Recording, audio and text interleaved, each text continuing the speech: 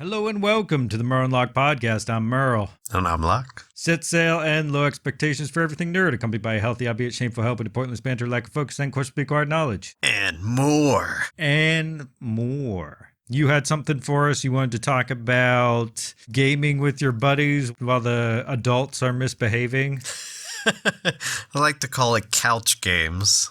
Couch games, party games, couch games. There used to be a group of other YouTubers that I had watched. I don't know if you heard of them. They were Continue. Continue? No, never heard of them.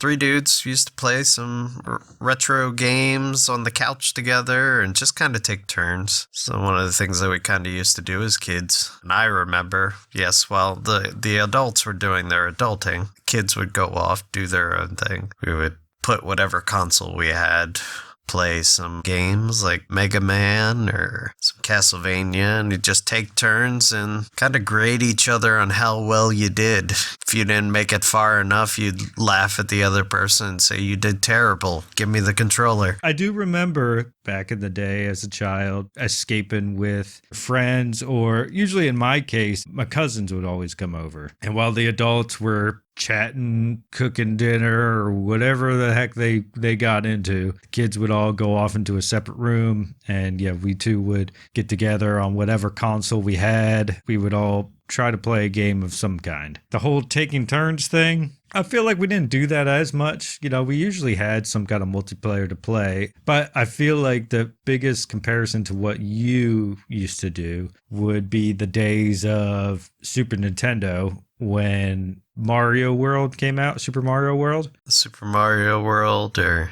playing like Dr. Mario and seeing how far you could get with that, and just trying to compete with each other's high score like you would do in an arcade. I remember, like, I was always awful at platformers, unfortunately. I don't know. I didn't like only being able to move on a 2D plane. It just always bugged the ever-living crap out of me.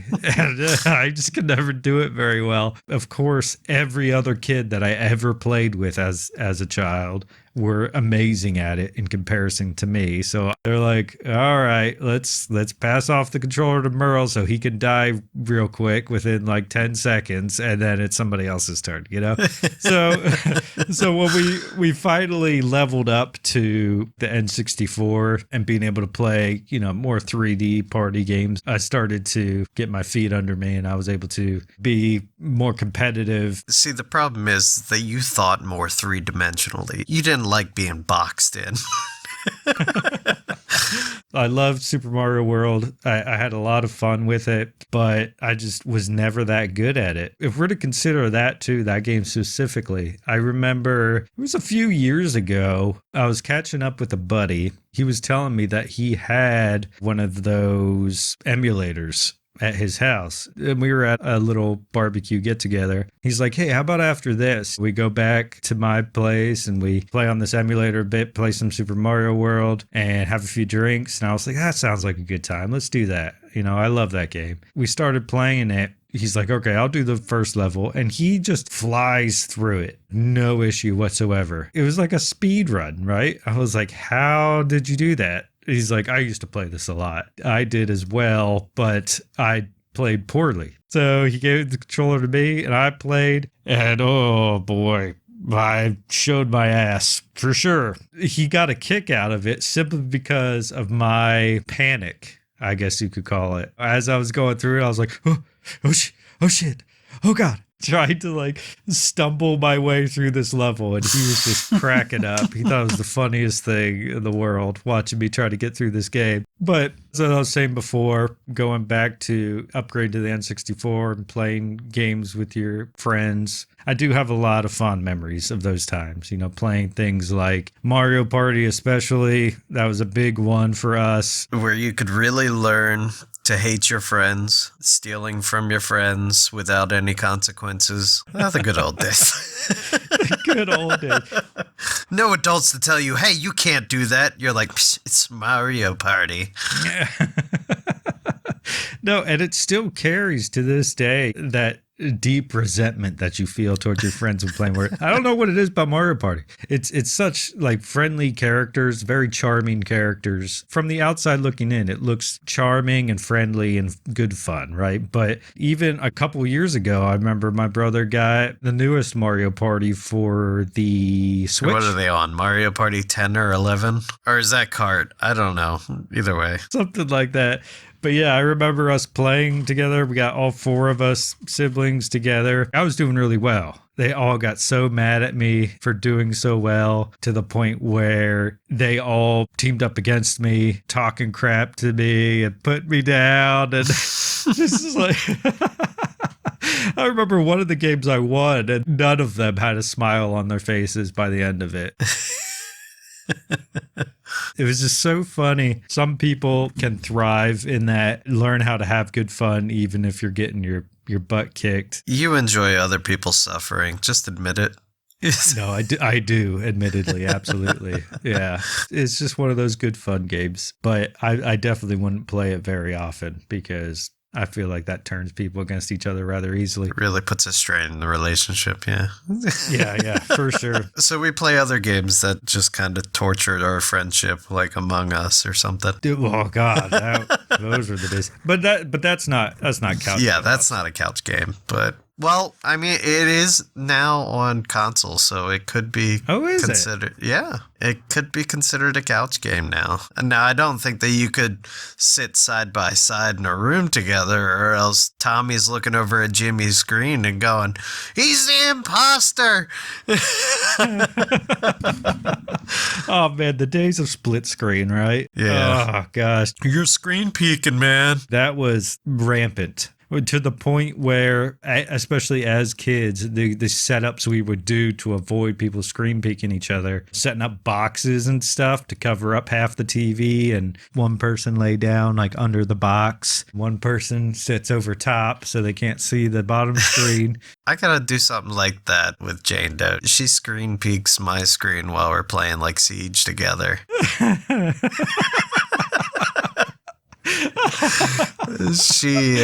The accusations. Oh no, absolutely. So dirty screen peeker. I caught her out of the corner of my eye. I daren't say it, but she's gonna hear it now, so I gotta call you out. I'm sorry. You're gonna mean mug me later. I know it. It'd be a doghouse now. Yeah, doghouse. So she was looking out of the corner of her eye, looking at my screen, which, I mean, I kind of get it, right? Our setup is like her screen's practically right next to mine. It's very hard not to see the screen because my screen's the 75-inch screen sitting right next to her. If you're going to see my location, you're going to see my location. Yeah, for sure.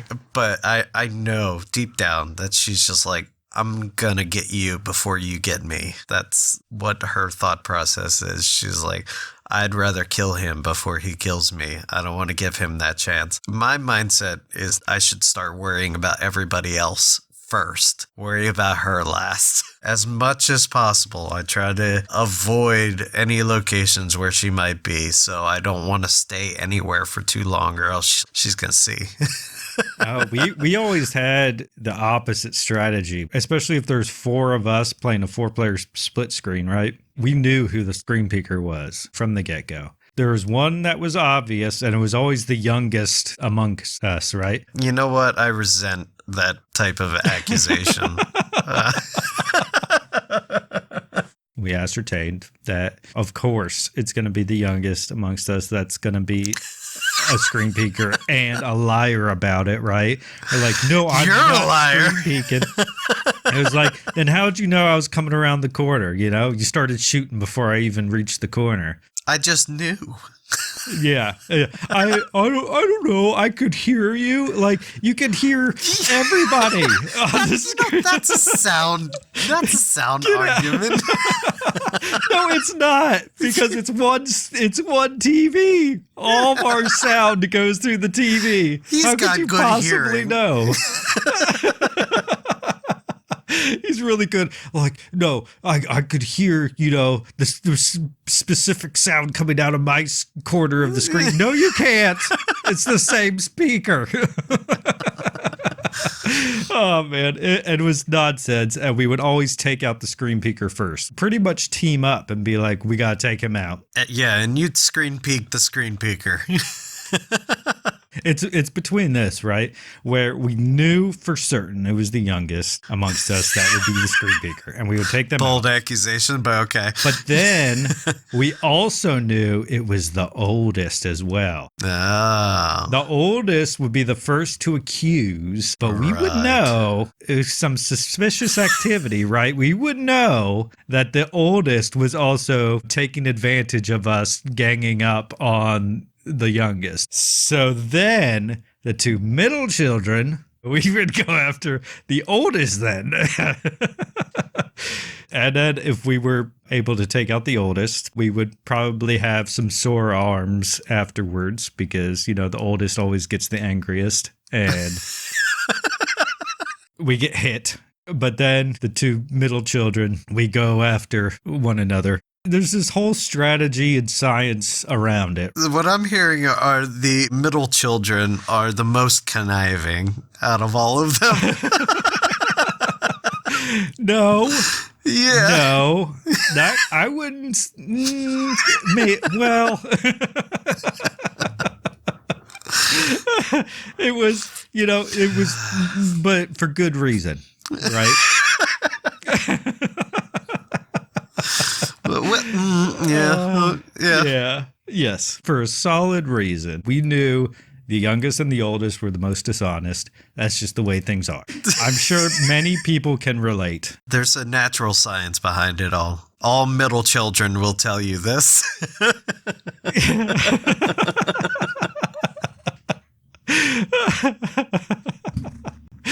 Oh man, it was ridiculous. But no, I do remember those days fondly. I miss those days of the couch co-op because there's not much opportunity for it nowadays. No, there's not. Especially swapping amongst each others. If you're playing like a single player game, those days are dead because none of us want to sit around and watch someone else play. Some people like sitting and watching people play video games. I do to a certain point to help me understand a game. Some of those people, if they get the chance to then watch you, they don't like that you picked it up as easily as they did. Oh, okay. Yeah, the whole jealousy aspect. There was actually a buddy of mine. I remember he and I used to play like a lot of like Call of Duty games together, and we'd do like zombies. That was real popular there for a while. I forget what game he had me playing. I think it might have been, what was that game where a lot of people were having a hard time fighting the bosses? Like that's the design of the game. You mean like Dark Souls? Yeah. I think it was Dark Souls they had me playing. And I was like, I've never played these games. Know nothing about it. I mean, he's just like, here, load into this game. Go up to this boss and see if you can kill him. So, okay. He's sitting there watching. His girlfriend's there with him. And I go do some dodging, do some juking, end up killing the boss eventually. And he just shuts down. He goes, this is bullshit. He goes, I've died like 5 times to that boss. Jeez. So it's one of those times like you're thinking, I'm going to get somebody to try this challenging game and see if they struggle just as much. And if they do better than you, oh, hell no. That person's never playing video games with you ever again. Yeah. Man, I wish I had a good example. I completely understand what you're talking about. I do know that has happened in the past because I remember how awkward it would be where they would just get completely silent. You know, they'd be giggling and all giddy about it in the beginning, thinking like, you're going to rage. And then you just get through it, flying colors, no issue whatsoever. Hand behind the back. Complete silence. It just fills a spot in your heart where you are just so smitten with yourself after that moment. I mean, that often wouldn't be the case with me solely because I don't think I would be the one to excel in those cases. Because although I do love video games, I'm decent at them. I've never been able to necessarily excel myself with very many over others. I mean, I'm not saying that I'll pick up a game and be immediately good at it. I would never suggest that ever, no matter how much Jando might say that I have too much of an ego for that. I would play some games, have a hard time with it, and of course those certain people go, it's terrible. Yeah, you know who I'm talking about. Yeah. So I'd go home and I'd start practicing and sound the Rocky montage. I'm there trying to get better at the game. We have like another game night on the couch playing together, and we play the same game, and all of a sudden I'm better. And then guess what happens? He stops wanting to play that game. No more playing that game. Locke has gotten too good at it. It's not as fun as it once was. Time to get petty, right? That's how it goes. Some people like to enjoy watching other people rage. That's really the sell in it. You want to watch your friends rage. You don't want them to break your TV, but you want to see them rage. I feel like the people that do that the most, probably, mostly the single child. 9 times out of 10, Absolutely. in my experience. That's how it goes. Yeah. My kid does the same thing. She's a single child. If she gets bested in some sense, she's like, no more. I don't want to play this game anymore. I've caught a glimpse of that. I've seen that firsthand. Yeah, like I've turned her off from quite a few games already. I remember she wanted to get into Siege, right? I want to play 1v1, me, you, Dad. And so we get into it. I'm just trying to take it easy, make my presence known as much as possible, give her lots of chances to react appropriately. And still, I just...